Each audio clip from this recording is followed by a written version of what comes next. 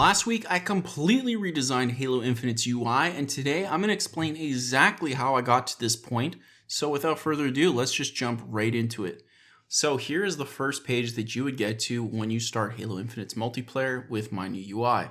Couple things I want you to notice, and we're going to go through every single aspect. So first thing I want you to notice is the top nav bar. Immediately, you know your user, you know what level you are, and you know your progression. You can see that yellow bar, that is your battle pass progression. There's no guesswork. I'm level 37. How long is it going to take till I get to level 38? To me, that information is vital. I want you to see it. I want you to know it. There it is at the top left. And of course, you have your user icon. You like this user icon? So it's going to be front and center right there.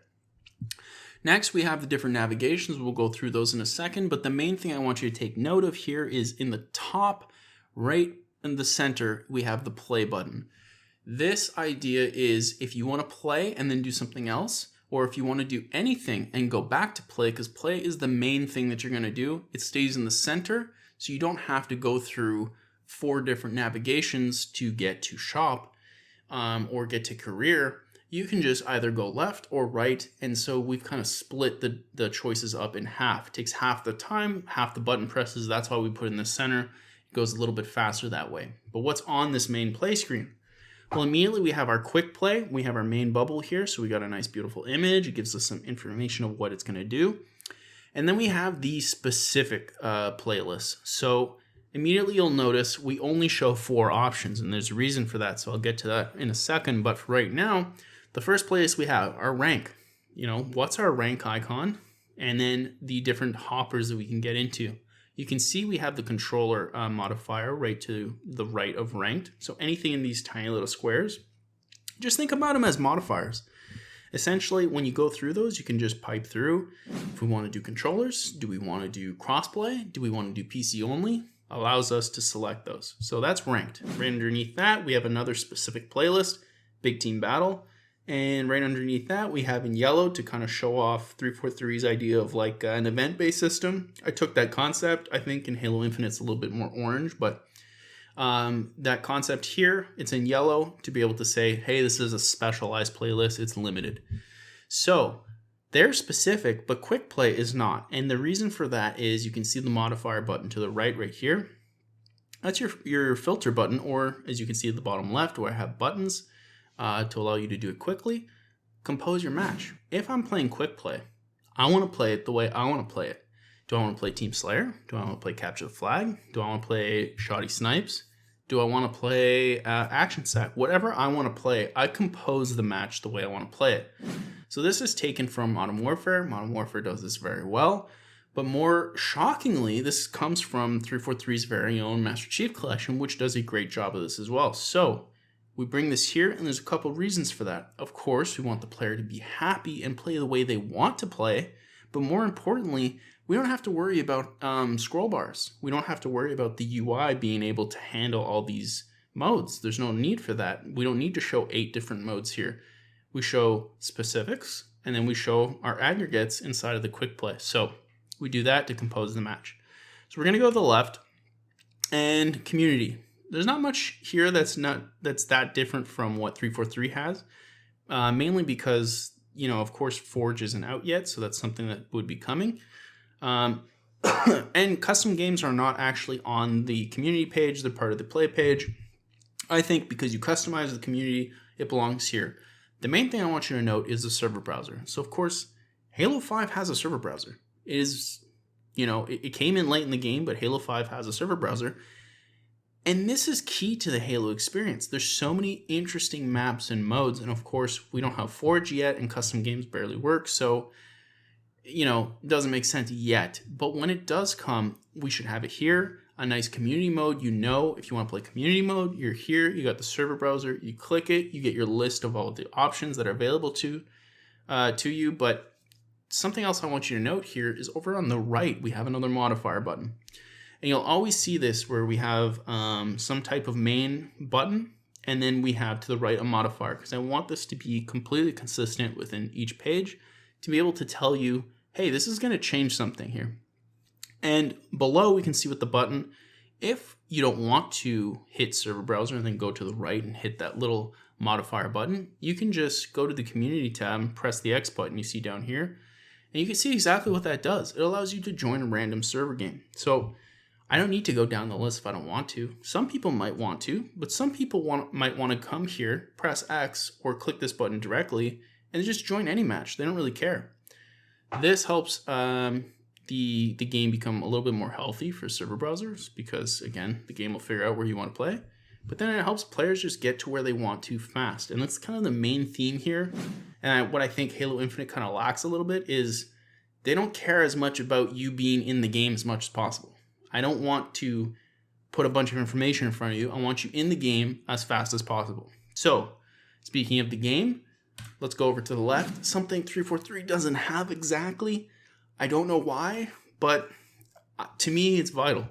If you're making a Halo game, you have a service record. It's a simplified service record, yes, but the idea is the same nonetheless. So, pardon me. On the left, you'll see we have the service record, of course. These are your main accolades, stuff that you've accomplished. We want to showcase these here nice and big for you to see what you've done. Campaign, what'd you finish it on? What's your favorite weapon? How many games have you played? How many kills have you had? Deaths, assists. You can see I got a little bit more deaths than I should, but those assists, doing a great job there. Of course, the more interesting thing is on the right side. These are commendations. So a couple things to note. You'll see I have these 3 buttons here. These represent your pages. Again, we have modifier buttons. These would be your pages. So click these, go to the right to see more commendations available. Why do we do this? Well, we can tie these to buttons so you can go faster through them. That's number 1. But mainly, we want to always think about the controller. Will PC players have a problem clicking on the page like this, click here, or click this page? No, they could scroll also. It's not that bad for them. Controller players is a different story. They need to go a little bit faster, and these mappings help them move. So that's something we want to keep in mind. But if we look into commendations themselves, I want you to note a couple things. First, we have a tiered system. 343 has this tiered armor system, which is kind of, I don't know what the tier is for, but the tier exists. And it would make sense to me that you can match those up to rewards. If I do something that is a commendation according to the game, such as get sprees, multi-kills, headshots, perfect kills, or how many pings, I should be rewarded for a certain point, especially if the coding system 343 has been talking about is as robust as they say. Generate some skin, slap a tier on there, and then allow me to reach it by hitting a certain point. So did I get 100 sprees? I got the common skin. Did I get 500 of something such as multi-kill? I get the rare blue skin. Did I get perfect kills, 750? Then guess what? I get the epic skin. And then the same thing for headshots, be your legendary skin, or whichever the colors align up to. You understand what I mean? And the main thing that you kind of want to take away from this is you want the coatings to have value. Yes, they look cool, that's for sure. But you want it so when a player comes into a game and he's wearing the red and yellow Iron Man color, it means something. You didn't just buy it, and this will help you sell it later.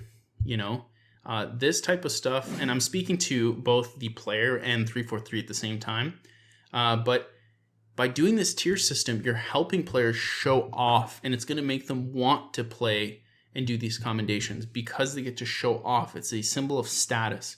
Players like that. I like that. And it's just a nice little reward for showing that, hey, I put in all this time and energy. I get to show the world this specific skin that other people might not be able to have. So that's really important. So we're going to go back to play. You've seen it, but we didn't talk about the right side. Got our friends list. The thing with 343's friends list is when I press it in Halo Infinite, it covers the whole screen and you don't really get to see what's going on. I don't like that because it blocks stuff. I want to stay in the game. I don't want to leave different screens. So I've gotten rid of the chat because the chat just doesn't work well with controller. So there's no real point to do it. Yes, it does it on PC. You could do it on PC, but for this point, I didn't include it whatsoever. So we have our friends list. You can see, I can see their rank. I can see their rank, their nameplate, their service record, their service tag, and this gives me a better glimpse than just a little square. 343 is obsessed with showing just a little square icon. I don't understand. There's much more to the player than that. you should want to show more. They have these nameplates, they have these service tags. Some people like to put really funny service tags. Let them show it and show off their rank. They've earned the rank, let them show the rank. Right now, rank is like only seen for the people themselves. So it's really strange. Of course, we can close this at any time, or we can reopen it and we can start a game like this. Boom, we're in the game. So what's cool about this is that top navigation you saw above has changed to searching. Again, it's the same concept. I can go left and right. I don't have to stay in the screen. And you can see there's a pre-game lobby. So I'm talking to people here. You can see my microphone is going. I can see the people who joined already. 343 call me, which you should. Dearest Craig, I can see their rank, and I can see that I'm looking for other players. But more interesting than that, I can see the types of modes that are fitting in here. So because I did quick play, of course, I've composed my match. And so I can compose my match, and then I can vote. So for here, I went for a voting-based system because there's a couple caveats, but essentially with a voting-based system, the most popular, like what the players want goes. The minority will be more frustrated, but then with a veto system, everyone could be frustrated. So it's tricky. I don't really have any hard feelings for either or, but for the purposes of showing off a UI, a vote-based system kind of made more sense. So it's kind of like two birds, one stone. So for me, vote-based system, we got our modifier button, and you can see that I voted for Team Slayer on Livefire, and the other guys have voted for Capture the Flag and Bazaar. We have the game mode icon, we have the game mode, and we have an image exactly of the map we're going to play, so I get a good sense. Again, most players will know what the map looks like, but new players might not, so we need to really think about that when we go into this. And we can see the same modifier with the XP. There's no need for me to be able to drill down 7 different menus to add an XP boost if I want to add an XP boost. Do I think XP boost should be in the game? That's a different discussion, but let's be real, it's going to be in the game. 343 is probably not going to get rid of it, so that's what we have.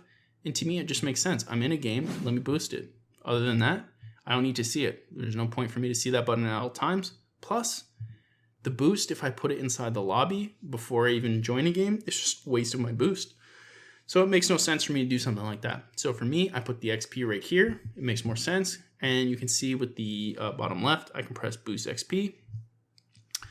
Bada boom, bada bing, we're in. So again, I don't have to stay here. That's the beauty. I want you to play the game the way you want. The game will get you in the game later.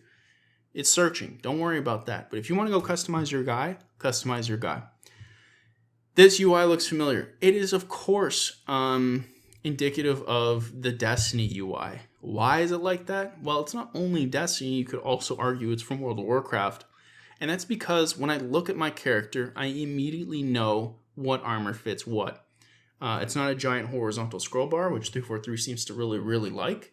It's not that at all. It's a 2-page system. So you can see right here, you got a little modifier here so we can page down. And of course, these are tied to buttons for the controller players to get them in, out as fast as possible. And I'm just going to get a quick bit of water. Okay. And so we can see here, yeah, the armor core system. If we want to go left or right, we can see Spartan 7s here. We're on Spartan 5. Got our Yoroi over here. So we have 3 armor cores available. And this is just much quicker, right? Rather than going through one of these at a time, I'm going through maybe here. Maybe I'm going down. It allows me to go much faster. It kind of splits it in half the same way that we do with the nav. And if I want to go inside my helmet, again, no more horizontal scrolling. That's slow. It's annoying and frustrating for players. A grid-based system allows me to skip over. Whereas before, if I wanted to reach this point, let's say number 6 inside this grid, you'd have to go over and scroll 6 points. With a grid-based system, I just go down and I basically skipped 3. So that's great for us. And we can see the pages here. We can see the modifiers for both your kit and your pages to go up and down. So again, I don't have to just skip 3. I could skip a page and then keep going. You could argue that the same thing could be done with the horizontal scroll bar, but you're just not going to see what's coming as easily as you would with a grid-based system. You have the space, just use it. So we can go back. Now this main page, I said this was a 2-page system, but what I want you to note here is all the stuff you see on the main page, it's key, it's required, it's your main armor set. Everything aside from this is not required. It's optional and it's modifiers. So if we go down to the next page, this is what I mean by that. Modifiers. We have our armor effects. You can see my flaming shoulders. We've got our stance, our backdrop, our nameplate, our spawn effect. We have our AI, and we have our service tag. None of these are vital to what you look like, but they modify what you already look like. So the idea with this is your modifications such as these, you're going to probably change them a lot less than you would your regular armor. Your armor, you're going to get a lot more. You're going to unlock more armor. These guys, you probably get very few of them because they're so rare. So we put it behind the second page because you're just not going to change it as much. We go to our main page, and this stuff is going to change a lot. So this is what you need to see. This is what you can change really fast, so you can get you in and out at a glance. You can see we're still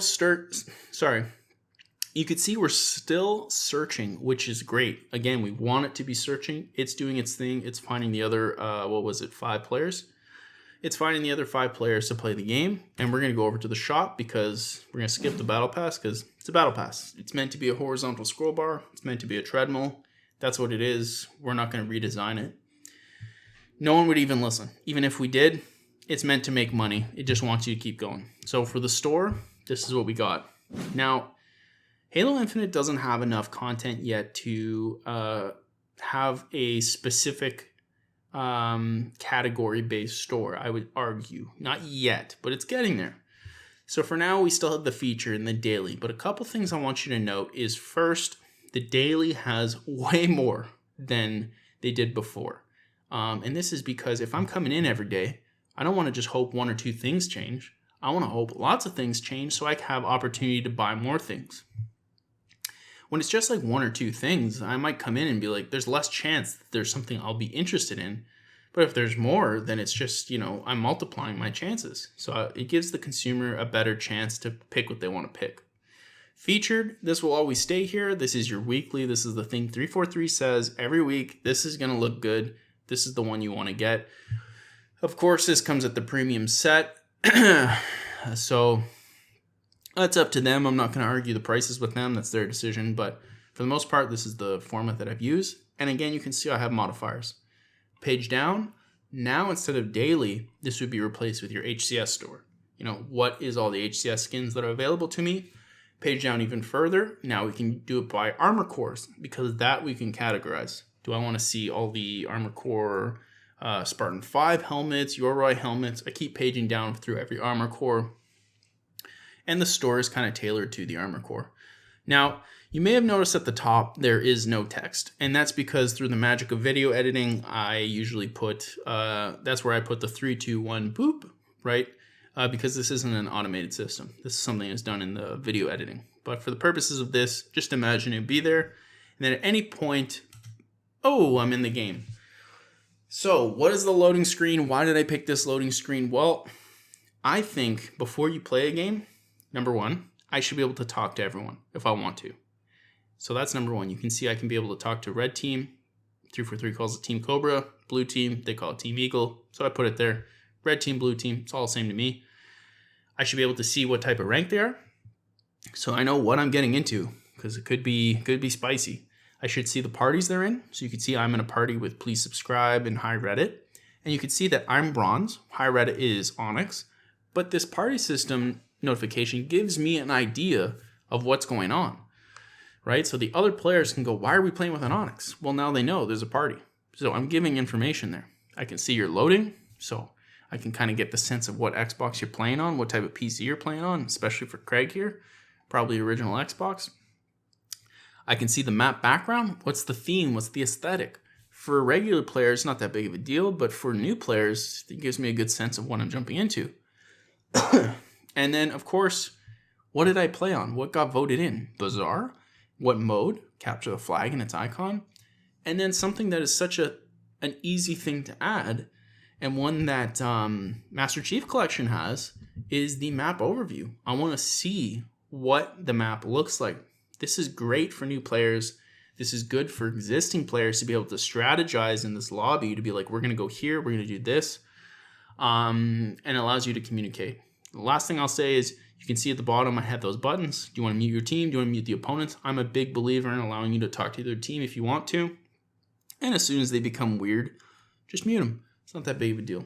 But what the most interesting thing about this is this whole UI I completely did in under 24 hours. So if you want to see exactly how I did in under 24 hours, then you're going to want to click this video. Thank you so much for watching this, and let me know if you want to see more other UI. Let me know in the comments. Keep it cute.